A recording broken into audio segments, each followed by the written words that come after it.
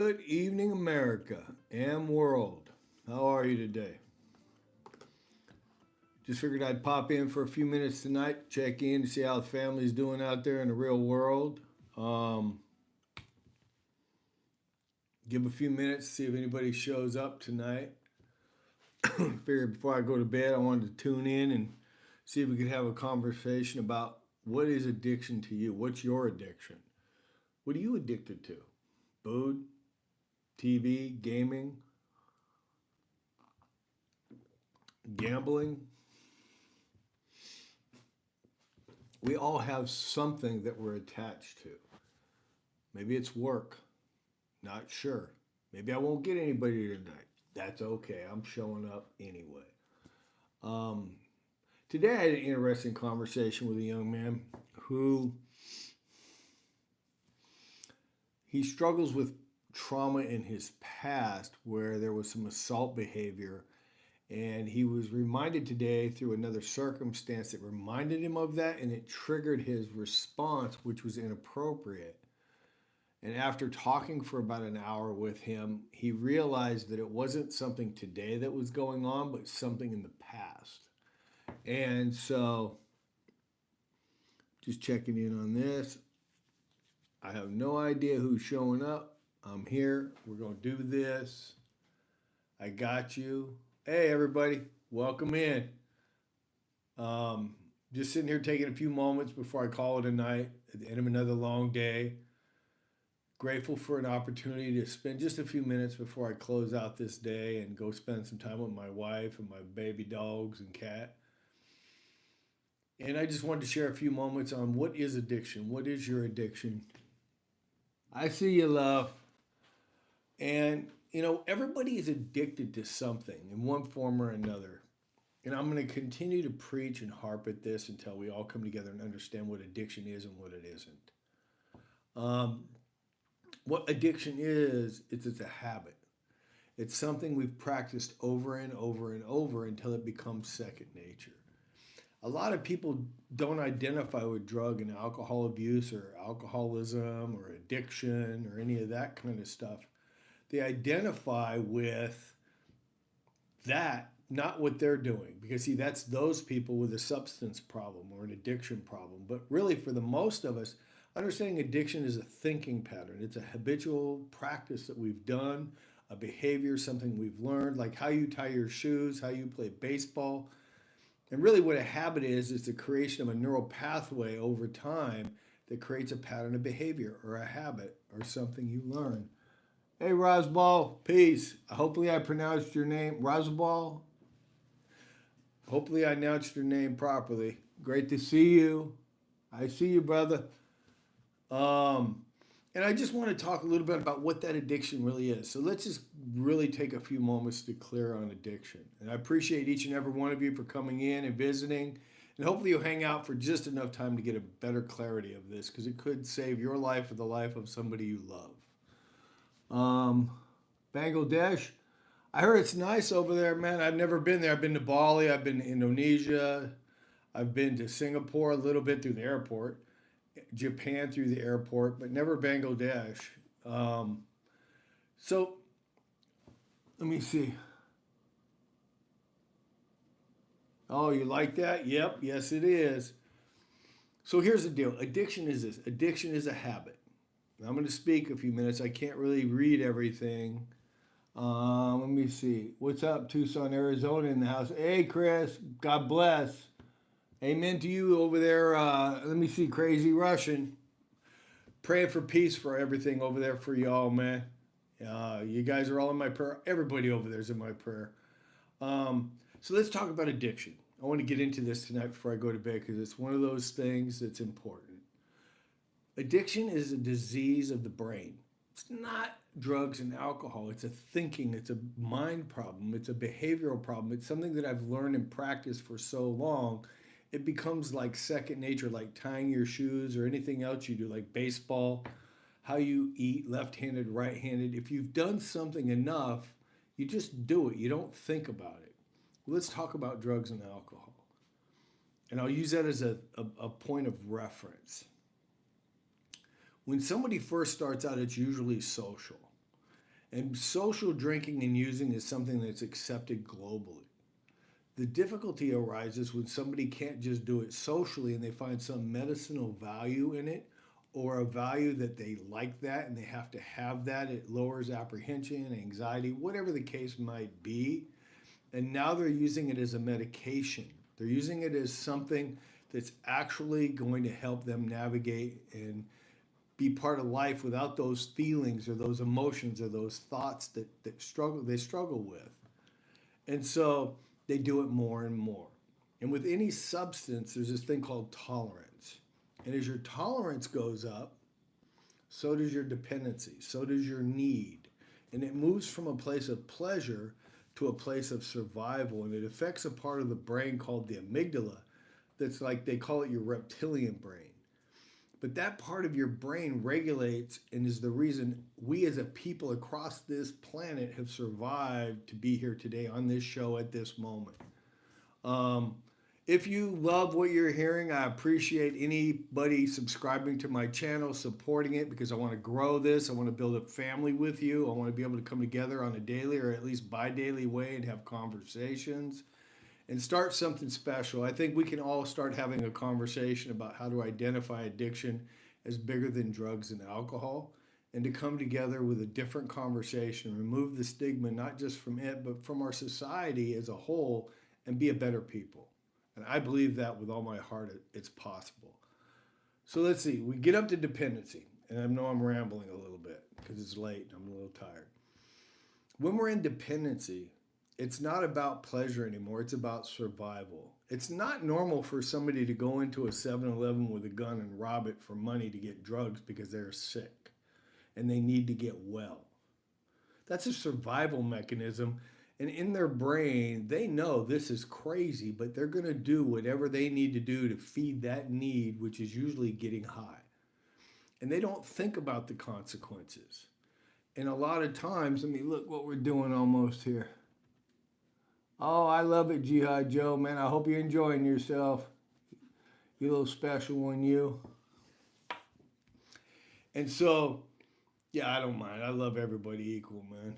And so here we are that we can identify over, like, say, 5 years of drinking or using how a pattern can be ingrained in somebody and they can move from social to a dependency and their life can be wrecked. Maybe you know somebody. Hello. Who is that, Mike? Hi, Mike. Welcome in. And so what happens is now let's step back from alcohol and drugs. How many of you guys out there, and let's pick on the guys a little bit right now, might have been raised where you were told as a young boy, men don't show feelings or emotions, men don't cry? Probably a lot of you. And if you did, there was a punishment, there was a reinforcement that you don't do that. And so what happens is you're creating a neural pathway, or it's being created for you, it's being imprinted in your brain that men don't cry, men don't show emotion. Well, I guarantee that everybody watching this right now and everybody around the world struggles with feelings and emotions and how to communicate them, but they're afraid to. They don't know how to. They've never practiced, they've never learned. So we go around like these little time bombs, and if somebody pokes you the wrong way, boom, or you resort to isolation or going within and self-abuse in that kind of a form. And really what happens is that we just have a brain system that's been warped by imprinting or by experience or by practice that we can change.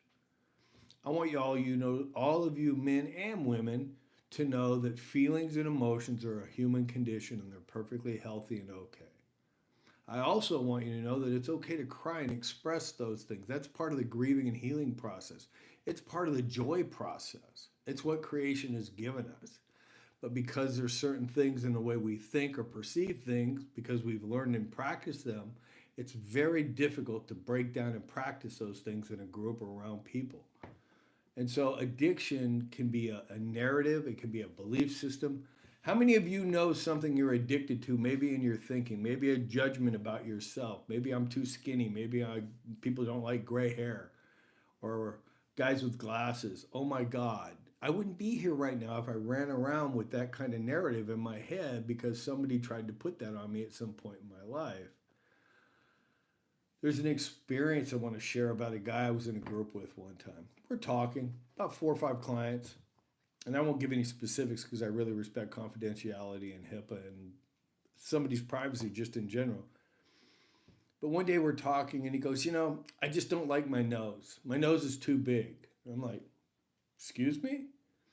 And he goes, yeah, it's too big, and he's trying to like really locked into his nose being big. And I go, where did you get that from? Who told you that? Well, when I was a kid, kids used to pick on me about my nose, so that, I've just always believed I had a big nose. Well, what if those kids had said his nose was perfect, his nose was excellent, his nose was magnificent? What kind of belief system would he have? He definitely wouldn't be having a critical analysis of having a big nose. Somebody gave that to him. He took ownership of it and has walked through life up until that conversation, judging himself and having difficulty with himself based on the fact that he's got a big nose. And he really didn't, but it was in his head. He believed it to be true. And it had consequences in his life because he was very judgmental about himself. He was very intolerant. He didn't like dating. He was insecure. Can you imagine that small thing impacted his life in such a way? What about you? I'm going to go look at some of the comments here. Well, Mike, I hope that you grow up and you have your own identity and your own freedom. I know it's for kids only, so I know it ain't you. And, oh, you guys are so nice. I love it. I love audience. And so, if some of us, like some of you, have struggled with something throughout the course of your life, what is it that you want to do with it? Do you want to stay stuck in it? Do you want to keep the narratives that have enabled you or kept you from the life you deserve? Or do you want something different? Let me see what you said. Okay, yeah, you're busted, Mike. Eh. Canna Baja Blast. Yes. Um, Anybody have any conversations, have a loved one, a family member, or a friend that struggles with alcohol or substance abuse? I'd appreciate it, Mike. Any subscription is appreciated. I'm trying to grow and have a place where we can come to talk about problems. And we can play around a lot, and I don't have a problem with that. I think sometimes we have to have some comedic relief in our lives and joke and jest because I can be very crass myself. But also, I want this to be a place where if you struggle or you have a loved one that's struggling, here's a place you can come to find some answers, some solutions, some support, and some guidance if you need it. Um, I'm here for you. I'm here for the community. And this is your platform. This is your channel more than it's my channel. I just show up here and we have conversations and I share my wisdom. And I'm no all know it all and I don't have all the answers. Oh, you want to read the sign? There you go. Sorry about that, Skylar. Oh, and also people at my second grade school used to say that I had a big forehead. Well, I don't know. Do you? And even if you do, so what? Maybe big foreheads are cool. Why do we take ownership of what other people tell us? That's a real thought. How many of you base your life on what other people think of you or what you think of you, and you really don't know who you are? You go around every day trying to find your identity in your society, in your culture, in your friends, in your education, in your school. But at the end of the day, if I said, who are you? Uh-oh, it gets real quiet. And really, the path of healing and the path of the solution to most of our problems is building self identity, integrity, and honor, knowing who we are, what we represent, and nobody can take that away from you. Hey, there you go, buddy. Yeah, I got a pretty good forehead myself. As you get older, the stuff starts to go back and you kind of grow, So I'm trying to catch you a little bit. Well, oh, Mike. So, if you have any questions related to addiction or anybody that you know suffering and how to help them, you can post it here. You can email me. You can see my connect. If you go to my, what the hell do they call it? All this stuff's new technology. Um, my profile. My email's in there. You can email me and I will respond. Be respectful, please. That's all I ask. And even if you aren't, I'm still probably going to try to help you. Because I remember what it was like when I was young and out of control and I was disrespectful and I was afraid and I would make fun of things that I knew were true. Maybe some of you are like that, maybe you're not. Link in bio. Yeah, there you go. My wife had to correct me. I love her. It's good to have a good woman in your life.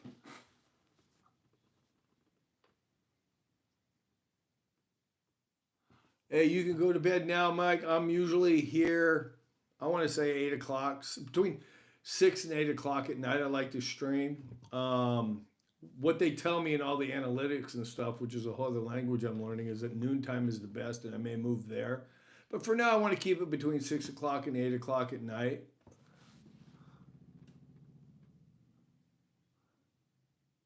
Yes. Well, let me see. Let me see. Hey, Skylar, you know the interesting thing about that is that I don't know where anybody's at any given time. I think that if we can have an honest conversation and be authentic ourselves and share with people our truth and not be afraid. Look, I really don't care what people think about me anymore. I did the hard work of finding myself. I've built a life I respect. I live a life of integrity and honor. I help everybody every day that I possibly can. So there's nothing to fear in telling my story or telling my truth because in that people connect. And so I never know. I mean, my wife and I might go to Albertsons or some store, and this has happened more than once, where somebody will get in a conversation, a random conversation, and they always ask, "What do you do for a living?" And I say, "Well, I'm an addiction recovery specialist. I help people who struggle with addiction." "Oh, I got a cousin." Before you know it, I'm sitting in an aisle at the store crying with them over a problem that I might be able to give them some guidance and support in. It's the conversation, it's the humanness. We all want to be seen, we all want to be heard, we all want to be a part of. We just don't know how to do it in a healthy way sometimes. And when we put that out there, we invite people to a conversation with their authentic truth. You know, it's like we don't have to put up a facade. I don't have to pretend anymore to be somebody I'm not. And there's a lot of freedom in that. Let me see. All right, Mike. If you got to go to bed, brother, bless your heart, sweet dreams. Let me get some tea right now. I'm a little dry. But yeah, I just wanted to come in here tonight, spend a few minutes with everybody. If this is your first time coming in and meeting me, my name is Lance Wright. I'm an addiction recovery specialist. I work from the greater Los Angeles and all the way to San Diego and anywhere in between and across the country. I do interventions, pre interventions with family and their loved ones that struggle with abuse problems. Um, Hi, Tenacious J. I travel all over the place. I have private clients from everywhere, from Mississippi and Boston to here in LA.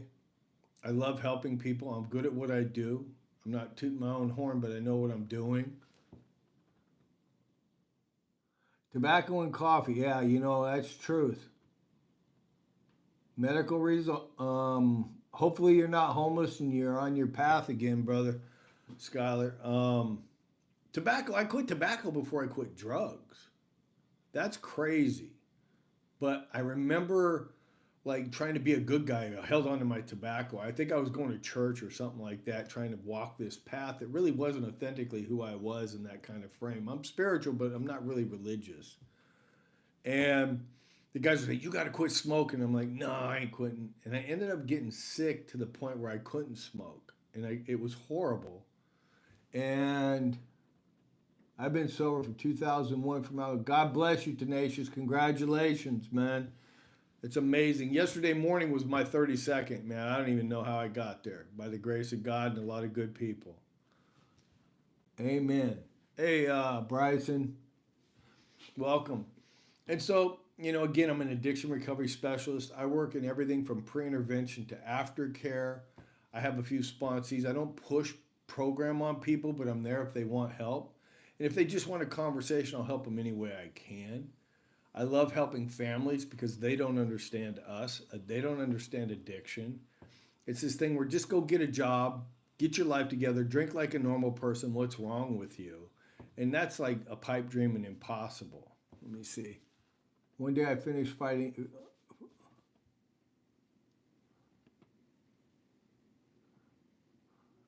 All right.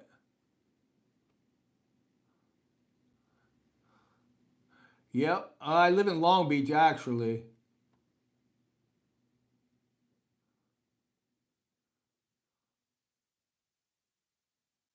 Yes, he did, Robert. He created me, and I bless him every day.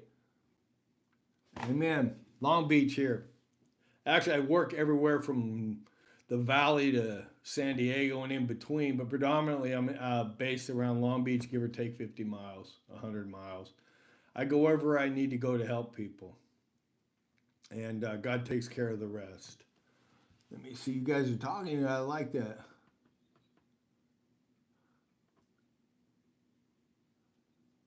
What happened, Skylar?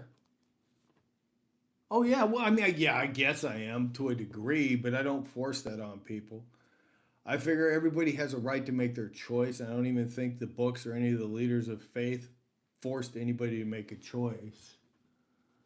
I don't have any opinion. I'm not that versed in that stuff, Robert. To be honest with you, um, all I know is that I was in a dark place at one point in my life. I asked the God of my understanding for help. He put people in my life who guided me and gave me things that I needed to learn and practice, wounds to heal, conversations to have, and I did it with tenacity because I didn't know who I was and I didn't want what I had. And I was willing to do whatever it took to grow up and change my life and have the life I have today. Thank you, Tenacious J. I'm kind of half blind. You guys are a little bit away from me, so I'm just stepping in here and you guys are a little bit back. Let me see.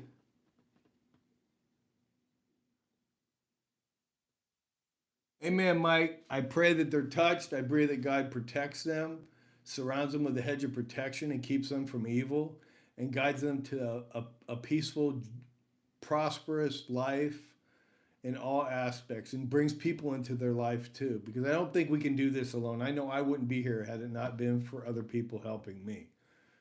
You know, when I got sober, I've been using up till the age of 30. Let me see. Thank you, Tenacious J. God, thank you for your subscription and your blessing. My favorite part about LBC, well, you get me off track, but I love LBC. When my wife first asked me if I wanted to move here, I was a little bit like apprehensive, but now that we've been here a while, we bought a home. It's our home. It's our community. Everybody gets along in Long Beach. It's a different vibe. I mean, I love it. My wife loves it. My family loves it. Everybody just gets along. It's nice. There's not a lot of toxic energy. There's not a like, we're up here and you're down there, or I'm from this side. Everybody just gets along. And it's nice. And we don't have a lot of drama here. I mean, I'm sure it happens. I'm just not really privy to it. When you're visiting Long Beach, anywhere downtown, the downtown is beautiful. I mean, you're going to find if you go up north to, I better not say that because those folks might get mad at me. But if you go north or you go south, there's some beautiful places along the coast. But Long Beach has a beautiful downtown, waterfront, restaurants, good vibe. Good vibe. People get along. It's really a good community. Come check it out. If you're around, let me know. Um, we'll get a cup of coffee and talk about life. If you'd want some of that some of that space, I'll make it happen. All right, brother Mike, have a blessed night. How? Hey, Robert. I don't want to put you on blast on a live, but if you want to have a conversation, you go to the link in my bio. Email me. We'll set up a conversation. I have no problem helping you in any way I can, brother. You know, that's what I'm here for. That's what God's given me this platform and helping me show up. And I'm glad I'm here tonight. I was kind of thinking about going to bed, but I'm glad I'm here and meeting all of you and talking with all of you. It means a lot to me. Let me see. 818 Nancy. Amen. God bless, Nancy. Well, yep, I know that. Meth was my drug of choice and it destroyed my life. Got a lot of good friends over in the valley. Um, what was your comment, brother? I can't see it. Let me go look. Let me go find it. There you are. For my, I broke up. Sorry about that, Gray. I just chimed back up. I look like I'm blind because I'm half got spectacles. Actually, before my last situation, I broke up with my girlfriend because a woman who claimed to be from an alien empire said she would murder her. And yeah, I mean, I don't know what was going on, but that sounds pretty intense, brother. Um, I saw you. I read it. I just went back up. You owe me for that. Thumbs up, brother. Yeah, that's what I got. Robert, pornography, cannabis, anger. Hey, Robert, seriously, go to my bio, email me, brother. We'll start a conversation. I'll do what I can to help, man. That's what I do for a living, and I care about people, and I care about you. Um, yeah, I think so, Gray. Yeah, there's a whole story up in there. I work with all kinds of people. I've heard pretty much anything anybody could tell me. On a sidebar, if you're here tonight and you're finding any value or you just like having a conversation, I'd appreciate you subscribing to my channel, likes, thumbs up, all that. It goes a long way to helping me help other people. And even if it's just hanging out with me tonight for fun, your subscription and your help will help somebody in need. And if you have anybody that's ever been struggling with alcohol, substances, or life, that's what this platform's about. To what?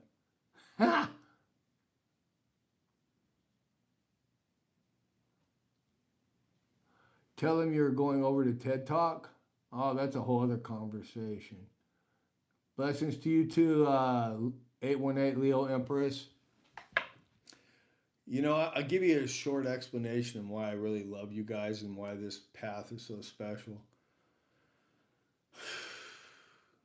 You know, if you look at the thing, you'll find out that I may look square and like an old man, but me being here talking to you is a miracle because when I was 19, my life up to 19 was a disaster, and I ended up going to prison with a life sentence because I was involved in some pretty bad stuff. And I won't go into details on public air, but my life was a wreck. And for the first 9 years of incarceration, I did drugs and alcohol and lived the same life I knew. 93, I got sober. I, Mr. Dark. And in 93, getting sober, my journey began to come home in 2011.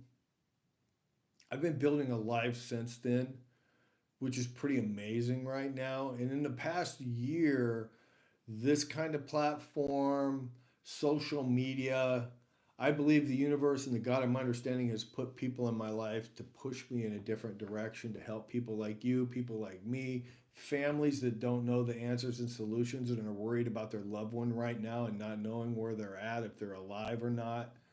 And my wife and I were out in Vegas about 2, 3 weeks ago at a conference for her coaches.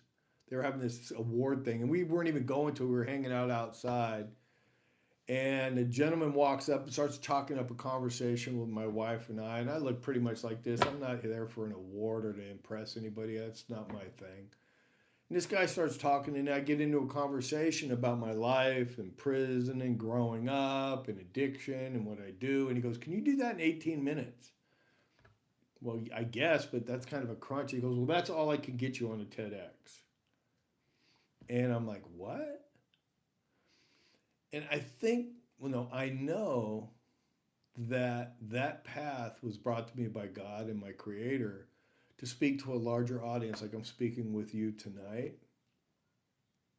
And I'm humble to that. I'm stepping into that. I don't run anymore. Are there things in your life right now watching this that are you're putting away, procrastinating, pushing off because you're afraid? I want to encourage you to step into that. Don't be afraid. Have courage. It's time for you. It's time for your life, your freedom, your future. Don't let the past define it anymore. Don't let those narratives define it anymore. And if you don't know how to do that, ask somebody email me. Look in my bio. Let's get a different conversation started. Let's make your life amazing. When that doesn't that sound like a plan? And that's possible if you make a decision today. Let me see. Real talk. God is the answer to everything. Amen. I mean, I don't think God stopped talking when he finished writing the books. I think he still talks through us to one another, through our experiences to help one another. I think he's more present today than he's ever been. We just don't see him and we don't listen to him too often. But I'm going to go about another 5 minutes, guys. I am tired. It's been a long day. I actually was late to work because I blew right through the stop sign on my alarm this morning. And I appreciate all of you being here, for your comments, for your engagement, for your subscriptions. Subscribe to my channel. I appreciate it. No pressure if you don't, but it helps me help others. And it helps me help others because you're helping me grow this platform. And that's really my only reason for asking for that. And if you find value, let's start a conversation. I'll be around more. If you subscribe, you'll see links come up saying, hey, I'm going live or I'm live. I appreciate you joining in. And if you know anybody that struggles with alcohol or substance abuse, if you know a family that has a loved one struggling with alcohol or substance abuse, invite them to come too. And with that, I want to thank you all. I know. My wife says time for TikTok. It's time for my pillow. Lori, it happens right now, man. Deliverance is making a decision to go a different direction. If you need help, links in my bio, email me. It doesn't have to continue. You can change and start changing your life today. And I believe that God may have put you here and listened to this for a moment just to get that. I believe in you and I know you can do it. If this person can get sober during a life sentence, come home with a rubber tub of all my possessions, almost 15 years ago, and have the life I have today, I know you can do it too. That's not a question. It's just, are you willing to make a decision today to go a different direction and ask for help? With that, I'm going to call it a night, folks. I appreciate all of you showing up. My name again is Lance Wright. I'm an addiction recovery specialist. I do everything from pre-interventions to aftercare and work with families and their loved ones and communities and employers. And I hope you got something out of this tonight. I know we kind of went all over, but it was an open conversation. And I love talking to people. So until we meet again, blessings of peace to you, of healing, and of a better life. Amen.